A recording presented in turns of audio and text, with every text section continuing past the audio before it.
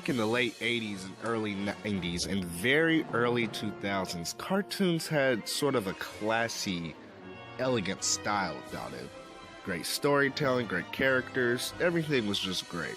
One of those classy shows was Batman the Animated Series. It was originally designed to be a spin-off from the 1989 Tim Burton films, but it quickly got its own identity. This series was really amazing. It was dark, it was tragic, it was funny, it was goofy, it was quirky, had its one-liners. It was just overall good. It had something for everybody. For a lot of people growing up, this was the definitive Batman. Anyone else want to go? Hey! There I was, holed up in this quarry. When Batman came nosing around, he was getting closer, closer. And? I threw a rock at him.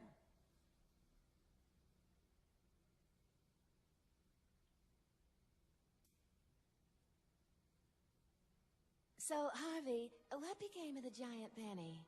It was a big rock. For all the kid-friendly humor and cartoony styling, this show actually got pretty dark and had a lot of big dramatic action set pieces and a lot of character development and sad action scenes that really made you feel for the character. It's no secret that it won 5 Emmys in the 7-year time span that it ran. Does the hurt ever go away? I wish I could say yes. But it will get better in time. For you. That I promise. Look! That's me in there. The real me. There I am. But it's not really real, is it? Just made up and pretend like my family and my life and everything else. Why couldn't you just let me make believe?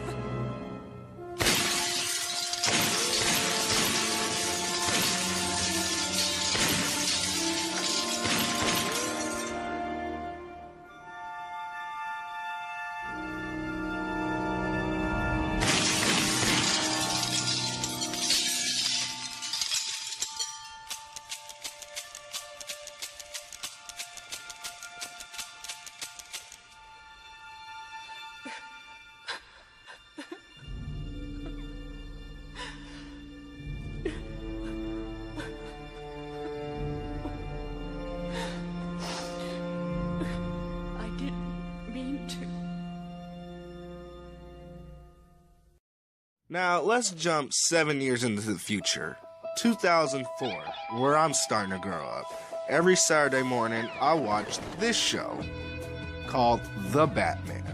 It's kind of like Batman the Animated Series, except it's nothing like it at all. The only similarities is its animation. This show was a newer, fresher take on Batman. New characters, new designs, and just the all-around new feel. It wasn't as dark and complicated as its predecessor, but it still had the dramatic sequences, the funny one-liners, everything that made the original show so good. But, in growing up, I really liked this show. Every Saturday morning, I was in front of the TV watching this. As a matter of fact, if it wasn't for this show, I would not be the Batman fan I am today. This was like the training ground for me. But, which show is better? The 90s or this show?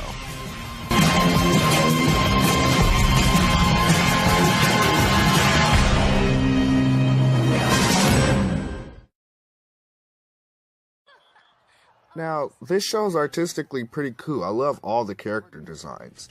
It's got kind of a Naruto and Jackie Chan Adventures theme kind of going on to it. Actually, the same guy who drew the characters off of Jackie Chan Adventures drew some of the same characters for this show, so I think that's why I like it so much. And for a little kid, for as far as child entertainment goes, this show is actually pretty decent. But it's like it's too child friendly. Batman the Animated Series was a little bit more for an older audience.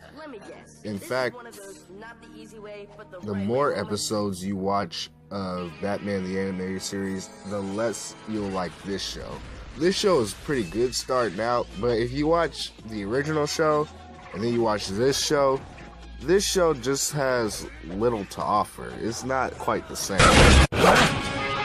You are peskier than a fly in a...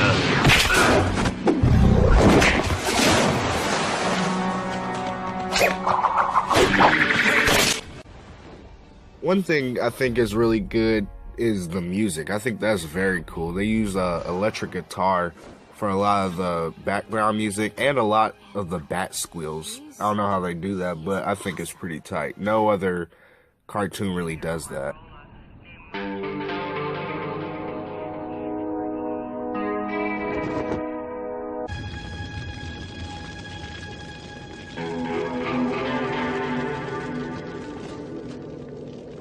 Not bad, old man.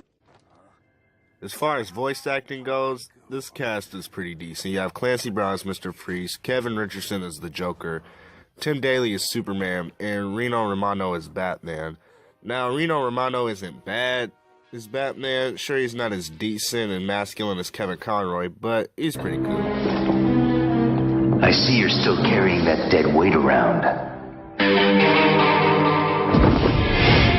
Believe me, Batman, I tried ditching the bum, but he follows me everywhere I go. I was talking to the ventriloquist. I still want to know how this junk is supposed to make us rich. Funny you should ask. Been wondering myself. I don't know. I just think Kevin Conroy does it better. Bad guy. I knew you'd catch up to me sooner or later. How I've relished this meeting. You, the dynamic Dark Knight, versus me, the conceptual Condiment King. Come, Batman. Let's see if you can cut the mustard. Quiet. You hit me. Now listen, Mustard Man, or whatever you call yourself. You're obviously new at this, so I'm willing to go easy on you, provided you give back the loot and never even think about doing this again. Deal? Horseradish! This is your last warning. Let's go, Batso, you and me. I'm the Prince of Pickles, Sultan of Sauce. You don't stand a chance, you hear me? Later, chump.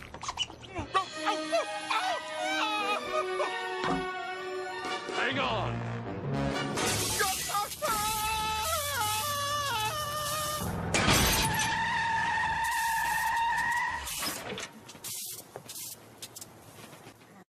When it comes to how they handle their characters, this is where the show drops the ball. Characters like Batman and Alfred have little to no changes. They're pretty generic in how they operate and how they're drawn artistically and physically. Other characters like the Joker, for instance, are a serious departure from the original classic version. The Joker in this show is really a psychopath to the very last.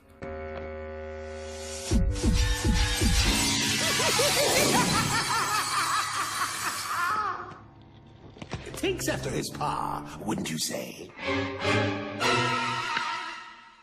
What did you do to him? Just some laughing gas, Drag. Don't tell me you're not an inmate. I like Joker better in the animated series because he was crazy, but he was also funny too. This blasted coin. I would have got him.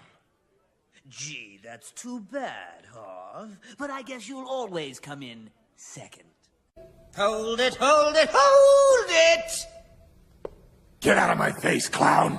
Which one? Gentlemen, it behooves us not to fight amongst ourselves. Well put, Sardine Breath. Yeah. While I do like the new version's design a lot, I love that the dreadlock hair and the bare feet, that whole mental aspect. I do think that this version is a bit more funnier. But as far as bizarre outlooks, one transition is Bane. I gotta talk about Bane. Bane in the original show was pretty basic, pretty generic and traditional. They paid homage to the 1980s Nightfall storyline, how he looked in there. So he has little to no changes, and he's pretty cool. Bane in the new show turns into like this giant Red Hulk monster who is totally dangerous as hell. Well, he was dangerous as hell in the first few seasons. In later seasons, he becomes like the weakest character ever. But I hate this design. I don't know what was going through the artist's head as he was doing this. He doesn't even look human. I just don't get, like, what was the idea behind this. Yeah, even in the old version, when they redesigned all their characters, when they redesigned Bane still looked cool. In fact, me personally, I think he looks better than how he first looked. He was still tough, and he's still cool, and you could tell this dude was still human. But the biggest transition this show has got to be Mr. Freeze. This version of Mr. Freeze is just awful. He's a supervillain in this show, and he literally fires ice from his hands. He doesn't need a gun or anything. In this show, Victor Freeze starts out as nothing but a common criminal. He's a thief and a bank robber. You have no emotional attachment whatsoever to this character. He's no different than the Joker, Penguin, or Two-Face. He's just a generic common criminal, and there's no sadness, there's nothing to differentiate him at all. The only differentiator is that he has powers now. In the original show, Victor Freeze was a doctor who was trying to find a cure for his wife. His wife had a deadly illness, and he was trying to find a cure for her. And his boss didn't care about him, didn't care about his wife. He even tried to kill Victor, pushed him into some chemicals, and those chemicals mutated his body, and that is how he became Mr. Freeze. This episode actually won an Emmy Award back in 1994. This was such an emotional, hard-driven character. It's called Heart of Ice, and you really feel for Victor in this version. All he wants to do is save his dying wife, and he'll do whatever it takes to do that, even kill. And that's why Batman has to stop him. Open it. It's her only chance. This is my equipment. Mine. I have every legal right to use it or not use it as I see fit. I say this project ends now. No! Stay away from her! Murderer! Victor, I'm sorry. I lost my temper. It doesn't have to come to this. We can talk. Oh! Oh! Get out! Get out! Nora! Nora! My God. Yes. It would move me to tears if I still had tears to shed.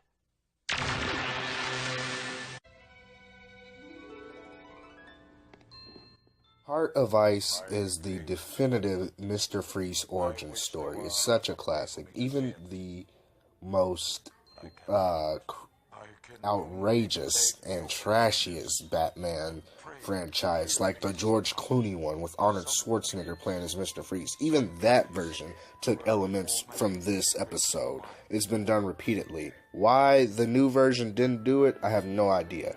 Now, maybe they were in their own slipstream of feeling like they were doing something special and different, and I commend them on that, trying something new. But in my opinion, this show actually does that a lot. They take stories that have sort of been done in the past and try to put their own little spin to it, which most of the time that's fine, but sometimes it just seems like they should have just stuck to the original. One thing they do very good though is they take lesser known characters from the DC world and lesser known villains and upgrade them, like Firefly. You can't dodge me forever. No! Whoever you are, it's over. The name's Firefly.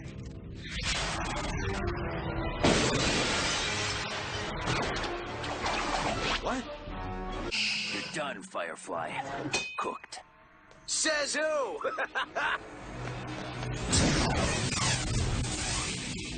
No one touches me in the sky.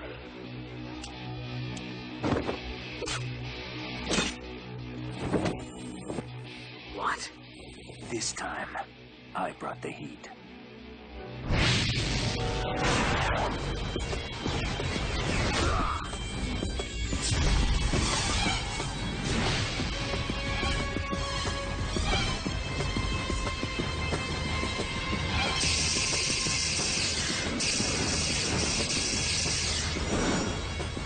I'm on TV?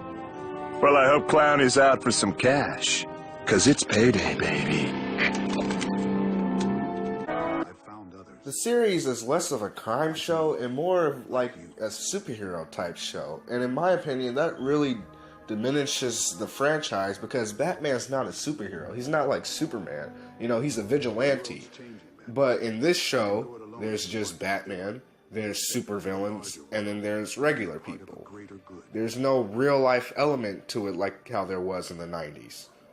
I've been monitoring your construction here for months, hacking your systems since they came online.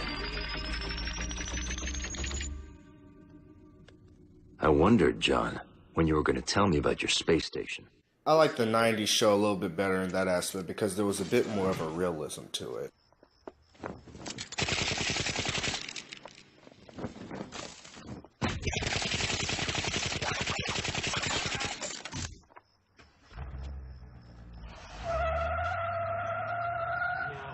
Got you, you lousy stinker.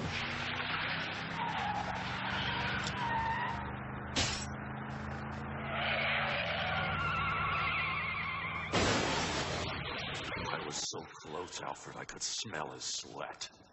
From now on, Tony Zuko gets my undivided attention. Won't we get in trouble? No, Kimberly, we won't. A lot of the stories just have a more interesting point of view to it, like an ex-con who breaks out of prison and steals an invisibility suit to see his 8-year-old daughter, but when the mother tries to move to a better neighborhood, he tries to kidnap her. They don't do stories like this in cartoons anymore. Cartoons now are cartoony. Like, here they had a level of realism to it, and it kept you interested. Lifetime, pal.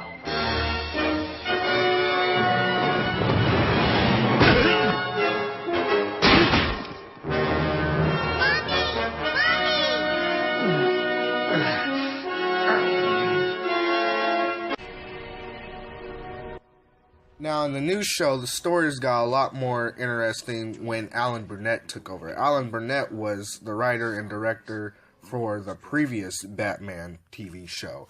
And when he took over this series, the series got a hell of a lot better, a lot more darker, a lot more interesting storytelling. There are a lot of instances in Hollywood where the show could survive had it not just been for the wrong directors and wrong writers. When the show gets the right people, then the show survives. It becomes a little bit more popular than it was. You old man? I'm just hoping you can keep up, Robin. Hey, I don't get it. You just knocked out Catwoman and left her? So, which show is actually better? Well, it really just depends on the audience. Batman the Animated Series was so good because it gets very intense and it gets very serious, and the drama level of it was very high. The stakes were high every episode. You know, you didn't know what was going to happen. It got very dark. While the new show was not quite as like that, it was still like that, but not as high a scale. But the art style and animation could still hold up today as the technology progresses. It still holds up as being considered a new show. Batman the Animated Series, you can tell it's pretty old. You can tell this is a 80s, 90s cartoon, while the other series could be mistaken for an up-to-date show. Characters like Batgirl and Robin stayed the same in both series, while other characters had some bizarre transformations. But both shows are pretty well, amazingly done. Consider what they both had to go through in terms of television rules and everything. So it really just depends on the audience. If you're an old school kind of person, you like stuff that's back in the day, then you're going to gravitate more towards the old show. If you like new school stuff, then you'll gravitate more towards this show. It really doesn't matter though, because kids these days will never know about either one. The Batman they have to look up to is Ben Affleck and the Lego Batman guy, which are both trash. And that's a known fact. That's not opinion. That's a known fact. They're both trash. You'll never know how dark and serious these shows got. And not just these shows, other classic cartoons. Our relationship isn't just restricted to saving each other from freaks and weirdos. And that maybe we'd have a place for each other without Gotham. Without the freaks. Maybe without masks. Maybe.